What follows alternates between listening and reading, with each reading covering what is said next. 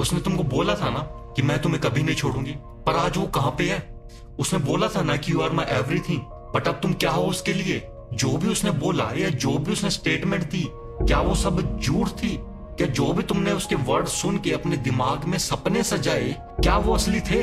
मैं तुम्हें बताऊंगा कि आखिर गलत क्या हुआ, किस बात पर भरोसा करना चाहिए, उसके आई लव यू बोलने के पीछे मतलब क्या है, उसके फॉरएवर के पीछे मतलब क्या है। मैं तुम्हें अंदर की बातें बताऊंगा। आओ समझते हैं कि किस बात पे भरोसा करना चाहिए और किस बात पे नहीं। तुम कब तक खुद से झूठ बोलते रहोगे? किसने तुम्हें आई लव यू बोल दिया, तुम उसमें अपनी आइडेंटिटी ढूंढने लगते हो, ढिंडोरा पीट देते हो कि लड़की ने तुम्हें आई लव यू बोल दिया। सच बोलूं तो तुम उसके टेम्परेरी वर्ड्स के अंदर परमानेंट मीनिंग ढूंढ रहे हो। क्यों? क्योंकि तुम्हारे अंदर एक खालीपन है, एक वॉइड, और तुम उसे भर रहे हो एक लड़की के खोखले शब्दों से। उसने तुमको स्पेशल क्या बोल दिया, तुम तो खुद को स्पेशल समझने लगते हो।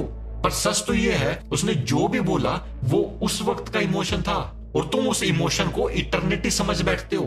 और मैं ब्लेम तुम्हें नहीं करता, मैं समझता हूं कि तुम्हारा दिमाग तुमसे खुद ही खेल खेल रहा है। देखो, तुम्हारा ब्रेन प्रिडिक्टेबिलिटी का भूखा है, तुम्हारा ब्रेन इमोशनल सेफ्टी चाहता है। जब तुम इमोशनली वाउंडेड होते हो तब तुम्हारा दिमाग किसी भी प्रिडिक्टेबल कंफर्ट को लव का नाम दे देता है। उसने बोला तुम मेरे सब कुछ हो, तुम्हारा ब्रेन उसी टाइम शादी का मंडप बना लेता है, तुम उसके साथ फ्यूचर प्लान करना शुरू कर देते हो। उसने बोला I will never leave you, और तुमने मान लिया, सपने सजाने लगे। तुम्हें लगा कि अब सब कुछ सेटल्ड है, तुम फाइनली सेफ हो, तुम फाइनली इनफ हो, तुम्हारी इमोशनल जर्नी अब कंप्लीट हो गई है। लेकिन ये सब तुम्हारे दिमाग का इल्यूजन था। Words are just words. अगर तुम उसे मीनिंग नहीं देते, तुमने उस लड़की के खोखले शब्दों को मीनिंग दिया, और उस वक्त तुमने ये नहीं देखा कि वो लड़की क्या करती थी, तुमने सिर्फ ये सुना कि वो क्या बोलती थी। मैं ये नहीं बोल रहा कि वो लड़की जानबूझ के तुम्हारे साथ ऐसा करती है या उसने जानबूझ के ऐसा किया, इसमें उसका भी कोई दोष नहीं है। देखो, लड़कियों को बचपन से सिखाया जाता है कि अपने इमोशन को फील करो, अपने दिल की सुनो, जो भी फील हो रहा है उसे एक्सप्रेस कर दो। अगर उनको गुस्सा है तो वो अपना गुस्सा शो कर देती है, ज्यादा सोचती नहीं इसके बारे में। अगर रोना भी आए तो रो लेती है, और वो इन इमोशन की अकाउंटेबिलिटी भी नहीं लेती। मोस्ट ऑफ द केसेस में सारा ब्लेम मूड स्विंग्स पर डाल देती है। उन्हें कभी नहीं सिखाया गया कि उनके इमोशंस सच नहीं होते। इमोशंस तुम्हें कंट्रोल नहीं करते, तुम इमोशंस को कंट्रोल करते हो। एक दिन वो लड़की तुमसे कहती है कि तुम मेरी दुनिया हो, और दूसरे दिन वो साइलेंट हो जाती है, गोस्ट कर देती है, या बोलती है कि मुझे स्पेस चाहिए। इसको इमोशनल इमेच्योरिटी बोलते हैं। देखो, जो भी उसने बोला वो सच था। अगर उसने बोला आई लव यू तो वो भी सच था, और जब उसने बोला कि मुझे स्पेस चाहिए तो वो भी एक्चुअली में सच था।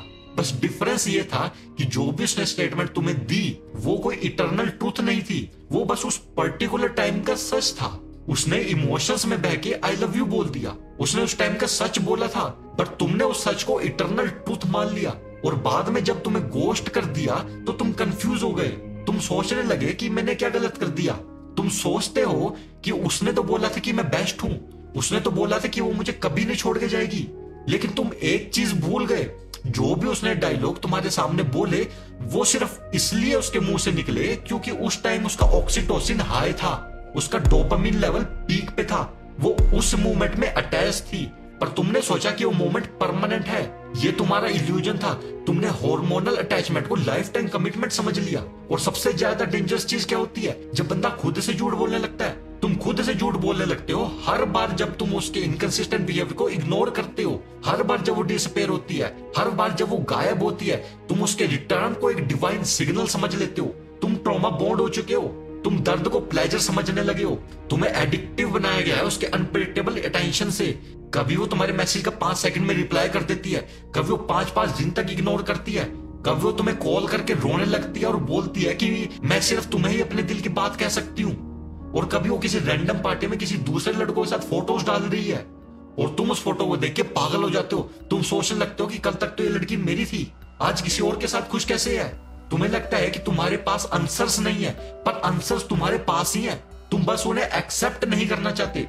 तुम उस इल्यूजन में जी रहे हो जो तुमने खुद क्रिएट किया है। उसकी एक लाइन पे ये आई लव यू, ये 3 शब्द एक टूल बन चुके हैं। ये शब्द अब कोई फीलिंग नहीं है, ये एक डोपामिन ट्रिगर है। 70% से ज्यादा लोग आई लव यू बोलते हैं सिर्फ अपनी लोनलीनेस को मास्क करने के लिए, सिर्फ अपने इमोशनल वॉइड को टेम्परेरी फील करने के लिए, या सिर्फ इसलिए ताकि सामने वाला अटैच हो जाए, लॉयल हो जाए, डिपेंडेंट बन जाए, और तुम तुम इमोशनली स्टार्व्ड थे, तुमने उसकी बातों को सच मान लिया। उसने कहा तुम मेरे लिए बेस्ट हो, तो तुम अपने आप को दुनिया का सबसे बेस्ट इंसान सोचने लगे।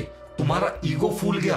पर जब तुम्हारे स्ट्रगल का वक्त आया, जब तुम वनरेबल थे, जब तुम्हें सपोर्ट चाहिए था, उसने कहा मैं थक गई हूं, आई नीड अ ब्रेक। वो ब्रेक नहीं चाहती, वो बस बर्डन नहीं लेना चाहती, because she was never in love with you.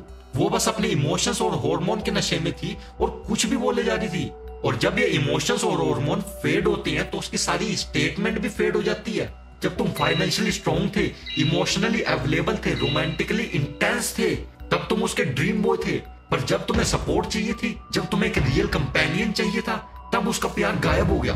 प्यार गायब नहीं होता, प्यार मैच्योर होता है, प्यार तुम्हें ग्रो करता है। पर उसका प्यार एक हार्मोनल था और तुम्हारा प्यार एक डिसीजन था। इसलिए तुम आज तक स्टक हो। तुम्हारा कॉन्शियस उसके वर्ड को याद करता है, बट तुम्हारा सबकॉन्शियस उसके पैटर्न को रिकॉर्ड करता है। कॉन्शियस माइंड कहता है उसने बोला था आई लव यू, सबकॉन्शियस चिल्लाता है उसने तो कभी एफर्ट्स ही नहीं डाले। तुम्हारा कॉन्शियस माइंड बोलता है उसने मुझे बोला था कि मैं स्पेशल हूं, सबकॉन्शियस बोलता है कि उसने तुम्हें स्पेशल कभी फील ही नहीं करवाया। और जब तुम दोनों माइंड्स के बीच में फंस जाते हो, तब तुम डिप्रेस्ड हो जाते हो, कंफ्यूज हो जाते हो, तुम खुद को ही गलत सोचने लगते हो, अपने आप को बोलने लगते हो कि मैं गलत हूं। अरे नहीं भाई, तुम गलत नहीं हो।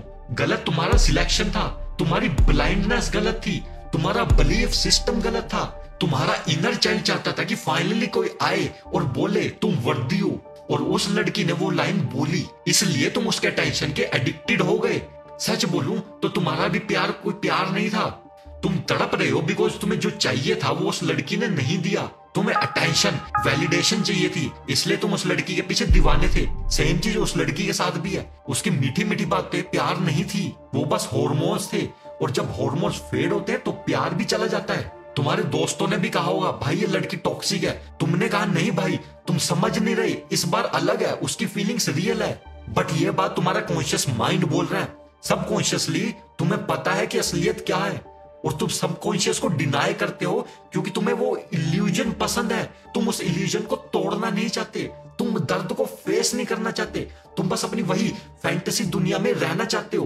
तुम्हें पता है अगर तुमने सबकॉन्शियस की बात मानी तो सब कुछ खत्म हो जाएगा, इसलिए तुम बार बार कॉन्शियस माइंड पे बिलीव करते हो, तुम सिर्फ उसके शब्दों पे बिलीव करते हो, बट अंदर ही अंदर तुम्हें पता है कि चल क्या रहा है। मैं तुमसे पूछता हूँ, ये जो भी खिचड़ी पक रही है, क्या ये सही में प्यार है? प्यार तो ग्रोथ होता है, प्यार सैक्रिफाइस होता है, प्यार सेल्फलेस होता है। अब से रूल चेंज करो, फीलिंग्स को साइड पे रखो, पैटर्न्स देखो, आई लव यू पे मत उछलो, ऑब्जर्व करो, क्या वो तुम्हारे दर्द में साथ देती है? क्या वो कंफ्यूजन में तुमको समझती है, या ब्लेम गेम खेल के सारा ब्लेम तुम पे डाल देती है? क्या वो अपने एक्शन की रिस्पॉन्सिबिलिटी लेती है? क्या वो अपने इमोशंस की रिस्पॉन्सिबिलिटी लेती है? जो स्टेटमेंट उसने बोली क्या वो उसकी रिस्पॉन्सिबिलिटी लेती है? अगर जवाब नहीं है तो एग्जिट मारो ना, फिर चाहे वो कितनी भी मीठी बने, कितनी भी मीठे मीठे शब्द बोले, ब्लेम गेम खेले नहीं भाई। शब्दों में वो जो मर्जी बोले, बट याद रखना शब्द खोखले होते हैं अगर उन पर स्टैंड ना किया जाए।